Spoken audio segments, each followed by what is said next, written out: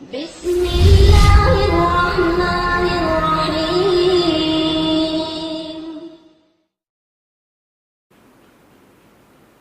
بہت تباہی کی طرف جا رہی ہے ہماری نئی نسل مخلوط دینی تعلیم کی وجہ سے, مخلوط دنیاوی تعلیم کی وجہ سے. دیکھو ایک بات ذہن میں رکھو, اگر مدرسے مخلوط ہو جائیں جن میں صبح و شام قال اللہ اور قال رسول پڑھایا جاتا ہے تو وہ بھی کیا ہو جائیں گے, تباہ ہو جائیں گے. ہمارے ہاں اسکول کے سلیبس کو تو فوکس کیا جا رہا ہے کہ یہ ہونا چاہیے, یہ نہیں ہونا چاہیے. ماحول کو بالکل بھی فوکس نہیں کیا جا رہا کہ کس ماحول میں دینی تعلیم ہوگی. اگر کے پی کے کی گورنمنٹ جو بھی مستقبل میں بنتی ہے وہ کے پی کے میں پہلی جماعت سے لے کے 10ویں تک قرآن کو لازم قرار دے دے, وہ کہے کہ قرآن لازم ہے, عربی سیکھنا لازم ہے, خدا کی قسم اگر کو ایجوکیشن والا سسٹم ہوا تو یہ قرآن کی تعلیم آپ کو زنا سے نہیں بچا سکتی. یہ قرآن کی تعلیم آپ کو قرآن پر عمل کرنے پر مجبور نہیں کر سکتی. میں کہتا ہوں پہلی جماعت سے لے کے 10ویں تک قرآن نہ ہو, لڑکوں کا الگ مدرسہ اسکول بنا دو, لڑکیوں کا الگ مدرسہ اسکول بنا دو. یہ زیادہ اہم ہے بنسبت اس کے کہ سلیبس میں قرآن کی آیات کو شامل کیا جائے. کیا کریں, کیسے سمجھائیں بھائی؟ قرآن کی تعلیم بھی ضروری ہے مگر اتنی ضروری نہیں ہے جتنا مرد اور عورت کا الگ الگ بیٹھنا, بولو بھائی, زیادہ ضروری ہے. ہم اپنے باپ داداؤں میں اور آج بھی ایسی خواتین کو جانتے ہیں جنہوں نے قرآن نہیں پڑھا مگر قرآن پر عمل اچھی طرح سے کرتی ہیں. ان کو نہیں پتا قرآن میں کیا لکھا ہے لیکن ان کو پتا ہے کہ غیرت اللہ کا حکم ہے, حیا اللہ کا حکم ہے, شوہر کی اطاعت اللہ کا حکم ہے, بھائیوں سے محبت اللہ کا حکم ہے. یہ 5-6 احکام ان کو معلوم ہے, قرآن ایک لفظ بھی نہیں جانتی. اور ایسی خواتین کو بھی جانتا ہوں الحمد سے لے کے والناس تک پورا قرآن پڑھا ہوا ہے مگر 10 مردوں سے ان کے تعلقات ہیں. قرآن پر عمل یہ زیادہ اہم ہے بنسبت تعلیم قرآن پر. قرآن آپ مرد اور عورتوں کو اکٹھے تعلیم حاصل کرنے کی اجازت نہیں دیتا.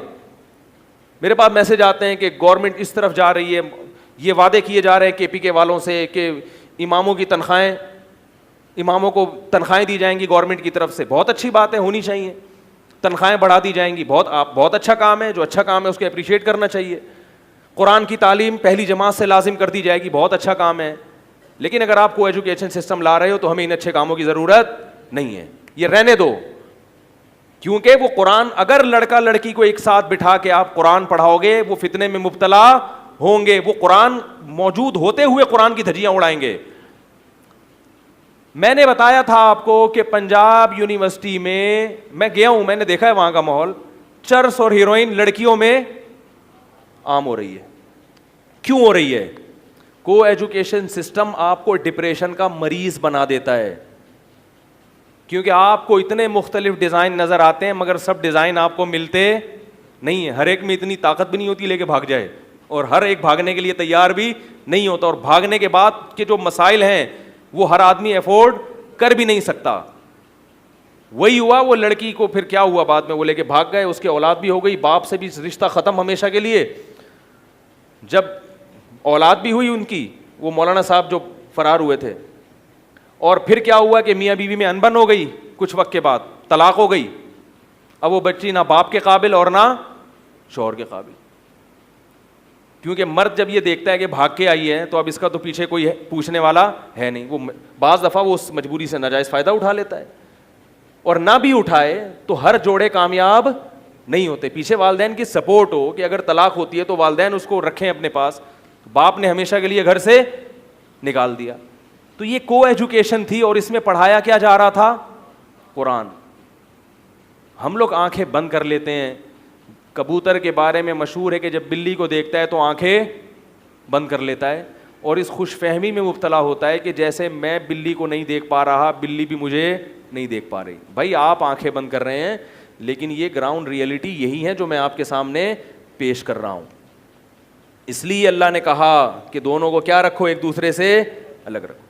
علماء نے یہاں تک لکھا ہے کہ اپنے لڑکوں کو, جو چھوٹے بیٹے ہوتے ہیں, ان کو لڑکیوں میں کھیلنے مت دو. جو نابالغ چھوٹے بچے ہیں دیکھو 6-7 سال کا جو لڑکا ہے, لڑکیوں میں اس کو نہیں کھیلنے دو, بلکہ اس کو بولو تم کہاں کھیلو گے, لڑکوں میں, اور لڑکیاں کہاں کھیلیں گی, بولو نا بھائی, لڑکیوں میں کھیلیں گی. بچپن سے جو بچہ بچیوں میں کھیلتا ہے اس کا جو مائنڈ ہے, اس کا جو دماغ ہے, وہ آہستہ آہستہ خراب ہو جاتا ہے, اس میں مردانگی پیدا نہیں ہوتی. زنانے سے آپ نے دیکھا ہوگا جو زیادہ لڑکیوں میں کھیلتے ہیں ان میں زنانہ پن آ جاتا ہے. تو اللہ نے ایک نظام بنا, ہمیشہ سے مسلمانوں میں ایسا ہی ہوتا آ رہا ہے. تو میں نے اس وقت ایک افغانی دیکھا, وہ افغانی آیا, ایڈمیشن لیا اس نے, اور اگلے دن اس نے چھوڑ دیا. تو پرنسپل اس سے پوچھ رہے کہ آپ چھوڑ کیوں نہیں, کہہ رہے یار یہ ماحول مجھے اس میں اپنی, یعنی مجھے ایسا لگتا ہے میں مرد نہیں ہوں, کیا عورتوں میں گھسا ہوا ہوں میں, ہمیں ہمیشہ مردوں میں بیٹھ زندگی گزاری ہے, اب مردوں میں بیٹھنا ہی ہمیں کیا لگتا ہے, بولو بھائی اچھا لگتا ہے. میں نے کہا یہ غیرت مند آدمی ہے, حالانکہ جوان تھا, اس کو بھی انٹرٹینمنٹ کا بہت شوق ہوتا ہے اس عمر میں, لیکن اس نے کہا یہ ماحول جو ہے نا, لڑکیاں چاروں طرف دائیں بائیں بیٹھی ہوئی ہیں, کی ہنسی مذاق چل رہا ہے, اس سے مجھے اپنے اندر سے نسوانیت کی بو آ رہی ہے, مجھے ایسا لگ رہا ہے میں آدمی نہیں ہوں, میں کیا ہوں, مخنث ہوں. سمجھ میں نہیں آ رہی بات. تو یہ مرد کی فطرت کے بھی خلاف ہے. جو شریف آدمی, عزت دار آدمی, اسے عورتوں میں گھسنا اچھا, بولو بھائی, نہیں لگتا. اور عورت کو بھی یہ چیز اچھی نہیں لگتی. عورت کی طبیعت میں حیا ہوتی ہے. ہماری یونیورسٹیاں, ہمارے تعلیمی ادارے کھرچ کے شرم نکالتے ہیں, کھرچ کے کیا کرتے ہیں, باقاعدہ شرم. تو یہ ہمارے تعلیمی اداروں میں لڑکیوں پہ باقاعدہ آرڈر پہ شرم نکلوائی جا رہی ہے. ماں باپ بھیج رہے ہیں کہ جاؤ اس سے شرم نکالو. تو یہ کانفیڈنس نہیں ہے. یہ لیبل کیا لگایا جاتا ہے, اس بچی میں اتنا کانفیڈنس ہے کہ یہ مردوں میں اس کو شرم نہیں آتی. یہ کانفیڈنس نہیں ہے, یہ بے شرمی ہے جس کو آپ کانفیڈنس سے تعبیر کر رہے ہیں. ہر بری چیز پہ لیبل کیا لگایا جا رہا ہے. اچھا, تعلیمی اداروں سے اللہ کا واسطہ کو ایجوکیشن سسٹم کو ختم کرنے کی کوشش کرو, آواز اٹھاؤ. 2 بڑے مسئلے چل رہے ہیں ملک میں, قادیانیت کا مسئلہ, تو وہ تو الحمدللہ ہائی کورٹ نے, اسلام آباد کی ہائی کورٹ نے حل کر دیا الحمدللہ. اب انشاءاللہ پاکستان میں کسی کے میں دم نہیں ہے کہ کوئی قادیانیوں کے حق میں قانون سازی کی کوشش کرے. علماء نے الحمدللہ اپیل کی اسلام آباد ہائی کورٹ میں, اور اس یہ اپیل دائر کی تھی, رد دائر کی تھی کہ یہ جو قانون میں تبدیلی ہوئی ہے اس کا اصل ذمہ دار کون ہے. یہ چیزیں دھرنوں سے نہیں پتہ چلتی, تمیز سے آپ عدالت جائیں تو پھر ہوتا ہے. تو اس کے خلاف پھر شواہد پیش کیے گئے, تو الحمدللہ اصل ذمہ داروں کے نام سامنے آ گئے کہ یہ لوگ تھے جنہوں نے پن کیا تھا, ٹھیک ہے نا, ان لوگوں کے نام سامنے آ گئے. تو اب الحمدللہ قادیانیت کے خلاف ملک میں اتنی زبردست قانون سازی ہو چکی ہے الحمدللہ کہ انشاءاللہ اب کسی اسمبلی میں بیٹھے ہوئے شخص میں یہ جرت نہیں ہوگی کہ وہ قادیانیوں کے حق میں چور دروازے سے کوئی قانون پاس کرنے کی کوشش کرے. لیکن دوسرا ایک بہت بڑا مسئلہ جو کو ایجوکیشن سسٹم کا ہے, اس کے خلاف نہ کوئی آواز اٹھائی جا رہی ہے, نہ کوئی بل پاس کرنے کی بات کی جا رہی ہے. ہماری جو دینی جماعتیں ہیں وہ بھی اس بارے میں ہمیں خاموش نظر آتی ہیں. ایک اصول یاد رکھیں, جمہوری طرز عمل میں کوئی بھی سیاسی جماعت ہوگی, چاہے وہ دینی ہو یا لبرل جماعت ہو, وہ یہ دیکھتی ہے کہ پبلک کیا چاہتی ہے. آئی بات سمجھ میں؟ اگر پبلک نہیں چاہتی تو ان کو پتہ ہے کہ پھر اس ٹاسک پہ کام کرنا, اس سے ہمارا ووٹ ضائع ہو جائے گا. جو ہمارے ووٹ کی طاقت ہے وہ کیا ہوگی, ضائع ہوگی. تو اگر عوام احتجاج کرے گی, ٹویٹر پہ ٹویٹ کریں آپ لوگ, فیس بک پہ مہم چلائیں, واٹس ایپ پہ چلائیں, یوٹیوب پہ چلائیں کہ بھائی ہمیں کو ایجوکیشن سسٹم, بولو بھائی, نہیں چاہیے, تو انشاءاللہ میں سمجھتا ہوں کہ مستقبل میں کچھ ایسی قانون سازی ہو سکتی ہے کہ یہ اسلامی ملک ہے بھائی, مردوں کے لیے الگ ادارے بنیں گے. اور ایسی ویڈیوز یوٹیوب پہ آ رہی ہیں کہ لڑکوں کے کالج میں باقاعدہ فیمیل ٹیچر پڑھا رہی ہے اور لڑکیوں کے کالج میں باقاعدہ, بولو بھائی, میل. بھائی اس کو ادھر بھیج دو, اس کو ادھر بھیج دو. نا نا نا نا, ہم لبرل لوگ ہیں, تو لبرل بن جاؤ, پھر وہی ہو جائے گا چڑیاں پہن کے جو یورپ میں گھوم رہے ہیں لوگ. تو آپ کا مستقبل کیا ہوگا, بولو بھائی.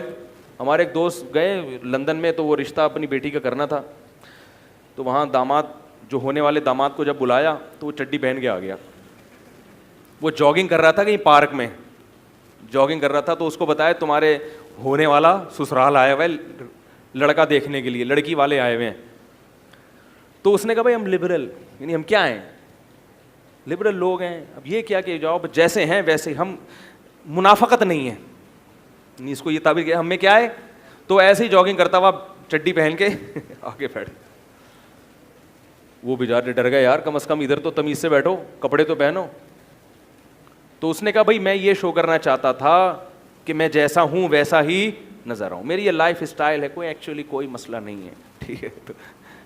تو اللہ کے بندے, تو تیرے ہونے والے سسر آئے ہوئے ہیں, وہاں تو پراپر ڈریس پہن کے بیٹھو, ٹھیک ہے آپ چڈی پہن کے پارک میں, پارک کا ماحول الگ ہوتا ہے, یہاں تو کم از کم ہم تو کہتے ہیں پارک میں بھی چڈی نہیں پہنو, کم از کم گھٹنے تک. تو لوگ کہتے ہیں کہ یہ کیا ہے لبرل, تو پھر پورے لبرل بنو, چڈی پہننے کی کیا ضرورت ہے پھر.